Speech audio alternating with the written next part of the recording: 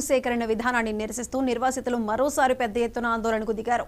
పరిహారం చెల్లించకుండానే కారిడార్ ఏర్పాటుకు సిద్ధం కావడంతో స్థానిక గ్రామాల ప్రజలు పెద్ద ఎత్తున నిరసన వ్యక్తం చేస్తున్నారు. నక్కపల్లి తహసీల్దార్ కార్యాలయం ఎదుట ధర్నా చేపట్టారు. 2013 భూసేకరణ చట్ట ప్రకారం పరిహారం చెల్లించాలని, పాత కట్ ఆఫ్ డేట్ ఆమోదయోగ్యం కాదని వారు ఈ సందర్భంగా ప్రభుత్వానికి స్పష్టం చేస్తున్నారు. 2010-2011 కట్ ఆఫ్ డేట్లు మాకు అంగీకారం కాదు.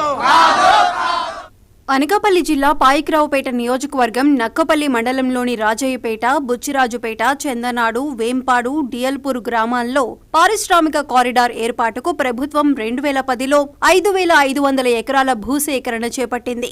అయితే రైతులు, మత్స్యకారులు హైకోర్టును ఆశ్రయించడంతో భూసేకరణ తాత్కాలికంగా వాయిదా పడింది. నక్కపల్లి మండలంలో ప్రభుత్వ వారు వైజాగ్ చెన్నై ఇండస్ట్రియల్ కారిడార్ పేరు చెప్పి రాజీపేట, బుచ్చిరాజుపేట, చందనాడ, వేంపాడు, డియల్పురం 5 రెవెన్యూ గ్రామాల్లో సుమారుగా 5,500 ఎకరాలు భూములు సేకరిస్తా ఉన్నారు. ఈ భూసేకరణ ప్రక్రియ 2010లో ప్రారంభమైంది. 2010లో ఆనాడు రైతాంగం, మత్స్యకారులు, పేదవాళ్ళందరూ కలిసి ఎట్టి పరిస్థితిలో మేము భూములు ఇచ్చే ప్రసక్తే లేదని చెప్పి అనేక విధాలుగా పోరాడినప్పటికీ ఆనాటి ప్రభుత్వం ఎలాగైనా భూములు తీసుకోవాలని చెప్పేసి ముందుకెళ్తున్నటువంటి నేపథ్యంలో రాష్ట్ర అత్యున్నత న్యాయస్థానాన్ని మేము ఆశ్రయించడం జరిగింది. రాష్ట్ర అత్యున్నత న్యాయస్థానం అయినటువంటి హైకోర్టు స్పందించి ఇదేమి భూసేకరణ, ఈ భూసేకరణ వెంటనే నిలుపుదల చేయాలని చెప్పి ఆనాటి రాష్ట్ర ప్రభుత్వానికి తీవ్రంగా చీవేట్లు పెట్టడం జరిగింది. అప్పట్లో మౌనం వహించిన తెలుగుదేశం ప్రభుత్వం మళ్లీ ఇప్పుడు కూటమి రూపంలో అధికారంలోకి రాగానే భూముల స్వాధీనం మొదలుపెట్టిందని, కట్ ఆఫ్ డేట్ ఇప్పటిది కాకుండా 10 ఏళ్ల నాటిది నిర్ణయించటం తమకు ఆమోదయోగ్యం కాదని నిర్వాసితులు తెగేసి చెబుతున్నారు. ఈవేళ ఆంధ్ర రాష్ట్రంలో కూటమి ప్రభుత్వానికి నాయకత్వం వహిస్తున్నటువంటి పార్టీ ఆనాడు అధికారంలో ఉంది. వాళ్ళు భయపెట్టి బెదిరించి భూములు స్వాధీనం చేసుకోవడానికి ముందుకు రావడం జరిగింది. అయితే 2010 నుంచి 2016 వరకు ఆగిపోయినటువంటి భూసేకరణ ప్రక్రియ 2016 నుంచి వేగవంతమైంది. అయితే ఇప్పుడు ఈవేళ ప్రభుత్వం వారు చెప్తా ఉన్నారు 2010-11 కట్ ఆఫ్ డేట్ గా భావించి అప్పటికి 18 సంవత్సరాలు నిండిన వారికి మాత్రమే మేము R&R ప్యాకేజీ ఇస్తామని చెప్పేసి చెప్తా ఉన్నారు. దీన్ని మేము తీవ్రంగా ఖండిస్తా ఉన్నాం. ఇల్లు కోల్పోయే నిర్వాసితులకు 25 లక్షలు, 18 ఏళ్లు నిండిన ప్రతి ఒక్కరికి 15 లక్షల చొప్పున పరిహారం చెల్లించాలని స్థానిక నేతలు ప్రభుత్వాన్ని డిమాండ్ చేస్తున్నారు. లేని పక్షంలో ఆందోళన మరింత తీవ్రం చేస్తామని హెచ్చరిస్తున్నారు.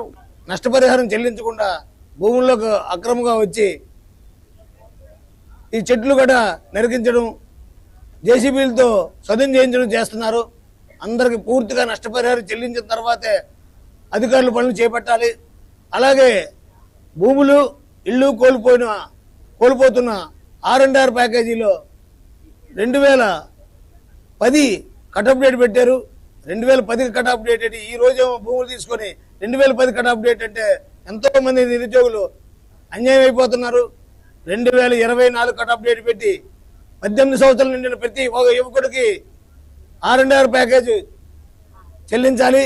అనకాపల్లి కలెక్టర్ను కలిసి సమస్య తీవ్రతను వివరిస్తే 5 రోజుల్లో పరిష్కరిస్తానని హామీ ఇచ్చారని, గడువు పూర్తయినా హామీ అమలు కాకపోవడంతో ఆందోళనకు దిగామంటున్నారు. హామీలో అమలు చేసి పేద రైతులు, మత్స్యకారులను ఆదుకోవాలని డిమాండ్ చేస్తున్నారు.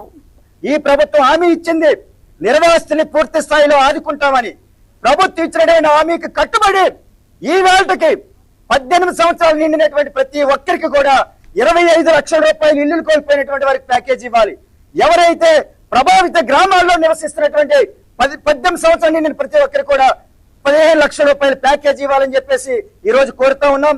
ఈవేళ జరుగుతున్నటువంటి ధర్నా ఒక హెచ్చరిక మాత్రమే.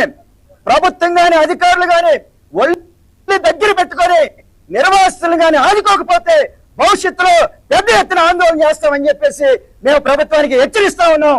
మీరు నిర్వాసులకు పొట్టలు కొట్టద్దు, నిర్వాసులకు జీవితాలతో అట్లా ఆడొద్దని చెప్పేసి ఈ సందర్భంగా ప్రభుత్వానికి హెచ్చరిస్తా ఉన్నాం. రీసర్వే జరిపి 18 ఏళ్లు పైబడ్డ నిర్వాసితులందరికీ పరిహారం ఇవ్వాలని, పరిహారం చెల్లించాకే భూముల్లోకి రావాలని స్పష్టం చేశారు. 2010-2011 కట్ ఆఫ్ డేట్లు మాకు అంగీకారం కాదు. నిర్వాసితుల ప్రభుత్వం ఆదుకోవాలి.